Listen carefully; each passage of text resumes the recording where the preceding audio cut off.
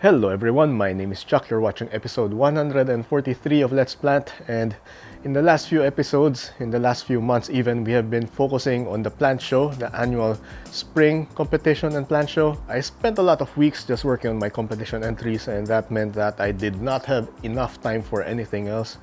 I am supposed to be doing a lot of propagations, a lot of experiments, but yeah, my time went purely towards the competition.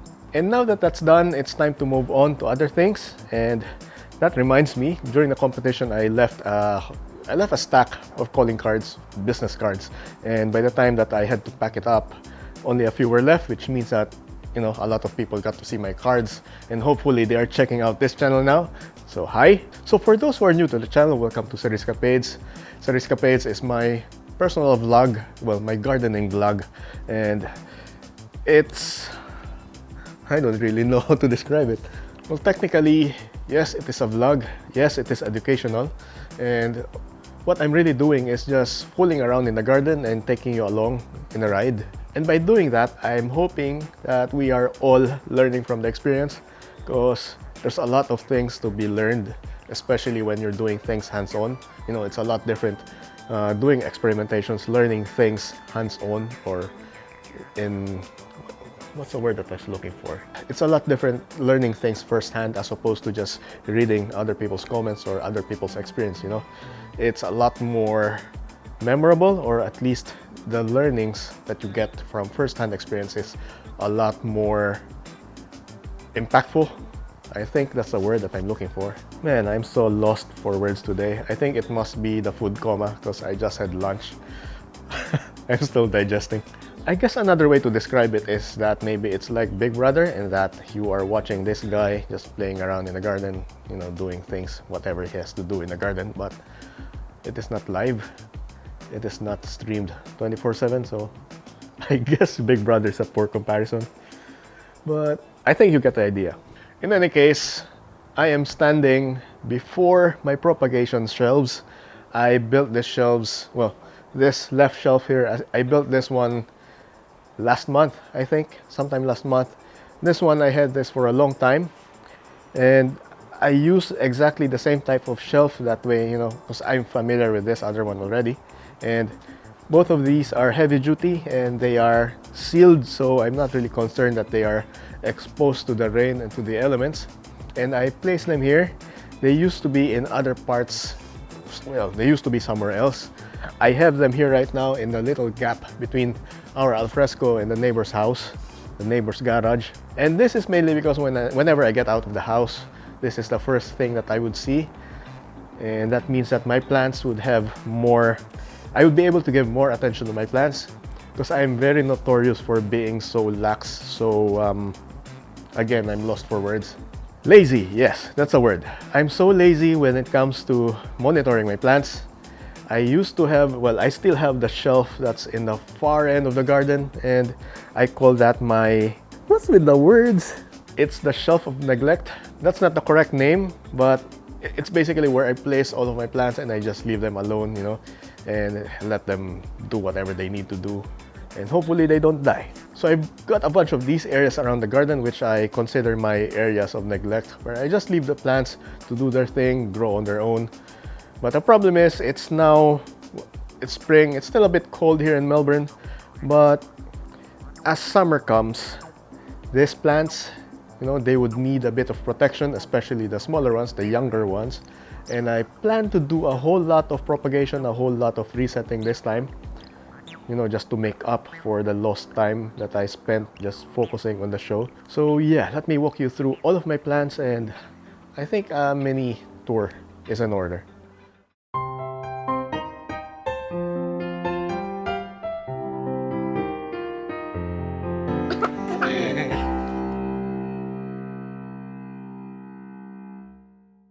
So first off, let me welcome you to my propagation shelves, and I've got two here. On this side, at least the top shelf on this one, I consider this to be my plant shop, my plant shop's nursery. And in here, I've got a whole lot of trays such as this one, and trays containing square pots like these, which would help me better organize the plants. And what I'm doing with them is I'm getting them ready, getting them more established, more resilient. That way, when I start selling again, they would be ready. Most of the time, the orders that I get are from interstate, other states, and that means that I would have to send the plants over via post. And in that case, I don't really need to prepare pots for them. This is why having them planted in trays is so convenient for me, because all I really have to do is to pull them out of this tray, clean up the soil, remove all traces of dirt, and just wrap them up, and yeah, I'll be ready. So the top item in my agenda for spring, or at least the remaining part of spring, it's the final month of spring now, would be to getting my plant shop ready and running, and I'll be starting selling again hopefully next week. So in this shelf right here, these are plants that needed a bit of protection. So these are my younger plants, or plants that have been damaged or require a bit of time to recover before I can move them out to a more exposed area. So I guess this is a recovery shelf, and as you can see right now, it is uncovered, unlike this other one here. This one I really need to protect them since these plants are very young, while on this end the plants are more mature, more advanced, and they could use a bit more light. So for now, while it's still not too hot, it's still not yet summer, I am fine with leaving them like this, but I'll have to monitor them over the course of the next few weeks and see if it gets hot enough in this area and give them the necessary protection. But as far as I can tell, for now I don't really need to do anything yet, and being the lazy person that I am, that's always good news. In preparation for summer and to make the most out of this growing season, I'm going to remove all of the flower stalks, because these things, they attract lots of pests. And apart from that, I would have to make sure that I pluck all of the pups from the more mature plants, maybe separate them, put them in smaller pots, or move them in trays like these. I might even be able to sell some of them. So yeah, basically consolidating all of the pups, placing them, giving them the chance to grow on their own, especially now that it's getting warmer. Warm is the growing season for most of my plants here. And I'm also going to take advantage of this time to address the health concerns of some of my plants. An example would be this one. Back in winter, the leaves were falling out because it was getting a bit of rot at the very tip.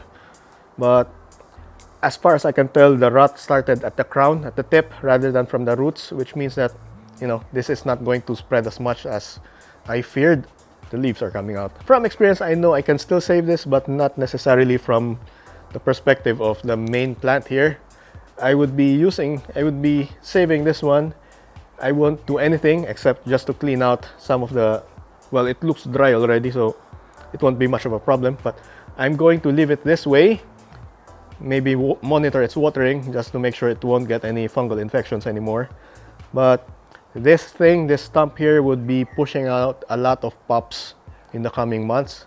So I'll be leaving it here, somewhere protected, where I can monitor, or at least I can control the amount of moisture that it gets. To give you a better idea of how this works, I'm going to show you this Echeveria Beverly. The same thing happened to this plant as the one that I just showed you just now. And here's a closer look. So as you can see, there's this spot here which is devoid of leaves. This used to be the main rosette, and it rotten, unfortunately. But I left it. I made sure to keep it dry during the rest of the winter, and as you can see, it has started to push out a whole lot of pups underneath. I'm not sure if you can see it from here. So there's one here. There's a bunch here, and a few more down here. So basically, what happens is that since the apical meristem at the very tip here is no longer here, then it forces the meristems, it activates the rest of the meristems around the stem. That's a lot of stems. Basically, it's a fancy way of saying that if you chop off the top, the sides would grow sideways. And yeah, that's the result here, lots of pups. So something like this means that if the top bit is dead, then all of the sides would be activated, producing lots more pups. While the main plant is dead, as far as propagation is concerned, it's going to happen, so I still consider this a win. So as long as the main stem is not completely rotten, then I don't really care. And now moving on, this is the Philippines, which is an area where I place all of my, well, most of my frilly and carunculated plants.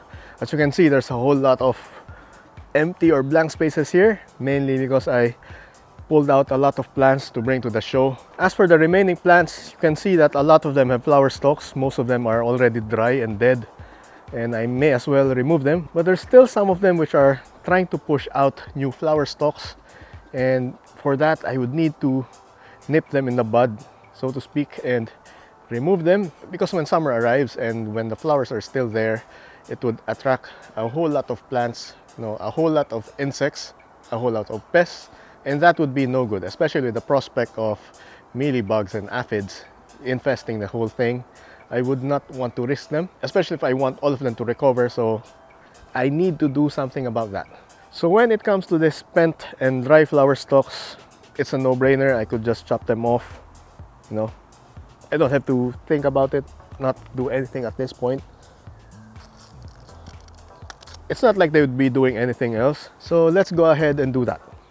So it's time once again for one of our time-lapse chats. In this time-lapse chat, I'd like to talk a bit about the grow lights from the previous episode, the Mars Hydro TS1000. As I mentioned, I plan to use this grow light in a bunch of experiments. I will be teaming up with Alex Curtis, who knows a lot more about grow lights than me. He will serve as my mentor, or at the very least, my guide for all things grow lights. We will be developing a series of videos about this. We're still at the early stages of this collaboration, but I can't wait to start working on this project. So when it's ready, it will come out. So far I only did the dead or drying out flower stalks, as you can see here, but I still left a lot of some of the younger flower stalks, the ones that are just pushing out, because there's something that I would like to do with them, and let me show you what I mean. Going back to my propagation shelves, there's this whole lot of pots here. You might not be able to see them, but basically I planted some flower stalks in pots. I chopped them off. I think, I can't remember what episode that was, but it was the episode about propagation from flower stalks. And this is the result. So let me just grab a couple of pots here so you can have a better look. So these are two flower stalks that came from a couple of my Echeveria Paul Bunyans. As you can see, they have produced a whole lot of pups. And yeah, now I can describe to you everything that I did to make this happen. But it's quite a lengthy discussion, a long process, and I think it deserves its own video. So I'll be doing that after this one. And once it's up, it's going to appear in this top right corner, so make sure to check it out. But basically, as far as propagation is concerned, I want to replicate that with the rest of the flower stalks, but I don't think they're long enough. I don't think they're tall enough. I'm going to allow them to grow a bit more, and I'll chop them off right before they start to open up their flowers. So yeah, I think they would be given a bit more time, and they're safe for now. But I think I spoke too soon, because as you can see here, my agavoides, a lot of them have flower stalks. Some of them are dry, a lot of them aren't yet, and I could use this. So yeah, I guess I spoke too soon. Now, all I need to do, of course, first, like before, I'm going to get rid of all of the dry ones, and I'm going to chop off some of the younger ones. So let me just do one, just to show you how it works. So let's say, I think this one is good. This one is still quite juicy, so I'm going to chop it off. So now I have this one. So far I've done this experiment with the larger Gibiflora hybrids. I haven't tried with smaller plants like the agavoides, plants with smaller bracts. Bracts are these leaves along the stem, along the flower stalk. My impression with this is that with larger types, with larger flower stalks like those of the Gibiflora, the stems are so thick that it takes a whole lot of time. It takes much longer for them to completely dry out. And if you recall, this thing started flowering back in, I think, in winter, and now we're almost done with spring, and they've only started drying out. So those things, the process takes longer. But for these ones, it might be shorter, and my concern, I fear that the stalk will dry out before we get something out of them. So we'll see. For reference, the Paul Bunyan flowers that I showed you, I chopped them off a year ago, and yeah, plants are growing and the stem is just starting to dry out. That's evidence that the Gibiflora hybrids, at least their flower stalks, take a whole lot of time before they start getting spent. I'm going to place this here just so I do not inadvertently discard it along with the rest of the dry stalks. And I'm going to chop them off now. Let's do a time lapse.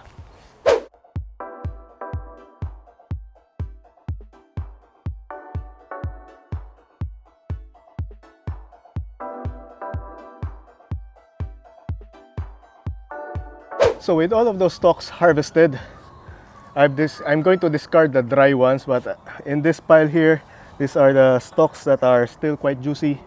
As you can see, some of the flowers are still quite young. They have bloomed, they have already opened, but that indicates that this stem is going to still be here, to still be alive for quite some time. There's still a bit of life left to this. And what I'm going to do, I've got this planter right here. Oh, lots of birds. It has the usual mix, my usual scoria and soil mix. Nothing fancy here. And well, I added a bit of fertilizer because I want to move things along, you know, in terms of growth. So with that, I'm going to randomly pick some of the stalks here and plant them in my planter, because I would like to see if these things would start growing pups. And like my other experiment last year with the larger Gibiflora type of flower stalks, these ones are thinner, but you know, I think it's time for another experiment, this time with thinner flower stalks. And I wonder if we're going to get results faster this way, especially since, you know, these things tend to have a shorter life cycle compared to the larger Gibiflora flowers. So yeah, I'm just going to stick them right in. The goal is just to keep them standing. As Laura always says, if they're standing, then it's good. For cases like this where the stem is bent, like this one, it means that the stem is already damaged, so I'm going to discard this. There's a bunch of, some of the ones here are bent, so I'm going to throw them away. This one is good. Just stick it in, and I'm just making this up as I go. I haven't really decided how many stalks I'll be working with, but you know, I want to get a good sample. So maybe at least 20. That would be good if I can, if there's enough space. But as long as it's more than 10, or yeah, a good amount, because that way I could have a bit of statistics to go on. And another thing, not all of these are agavoides based. This one in particular, this is based on Pulidones. You can see the flowers, it's yellow. So yeah, I'll keep adding them in, pushing them in, and hopefully these things will start growing really soon. I would expect that this would start, you know, recovering in about a month, and I would not expect anything to happen within the first month or so, considering that I only got growth from my Gibiflora flowers after a year. So you know, I'm not going to expect something too soon. But like the Gibiflora experiment, I'm going to leave this somewhere protected, somewhere where these things would not burn, and hopefully we would get some results out of that. There's still a bit of space here. I think a few more would do, maybe one more column. I'm also thinking of placing some in the middle, you know, just to maximize the use of space. Wow, I like this stem. This is pretty thick. Still have a few more to go before I would call this done. And one more. We have this weird bouquet thing happening here. So I'm going to keep the soil dry, and I'll start watering this maybe after a week. Yeah, I think that would be enough time to wait. And if they get wet from the rain, then you know, it's a bonus. Happy for them. But yeah, we now have to discard all of these flower stalks and place this somewhere protected, maybe near my propagation shelves, and we're done.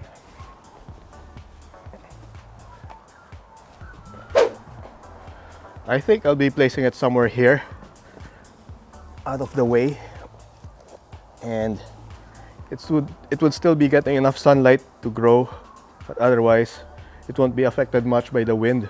At least that won't push the flower stalks over, because they are going to be top heavy, definitely. And yeah, we're done with that for now. So we managed to do quite a lot today. We removed a whole lot of flower stalks, that way we are prepared for summer. There would not be enough pests that would be attracted to the plants. We've also gathered some thin flower stalks from our agavoides to start off our experiment, because I wanted to see if these things would give us pups in the same way that the thicker gibiflora flower stalks gave us a whole lot, as you've seen earlier. And yeah, I think this would be a fun experiment. But unfortunately, that is all the time that we have for this episode. In the next episode, I'm going to continue working on my propagations. I'm going to start separating the pups, and there's a whole lot of pups that I can see on my other plants. So I'll be separating them. I'll be placing them in individual pots, or maybe in a group planting in trays. That way I would be prepared to move them over to the shop once they're established. So yeah, a whole lot of things to be happening. If you enjoyed this episode, make sure to leave a like, subscribe for more episodes like these, and I'll see you in the next one. Bye.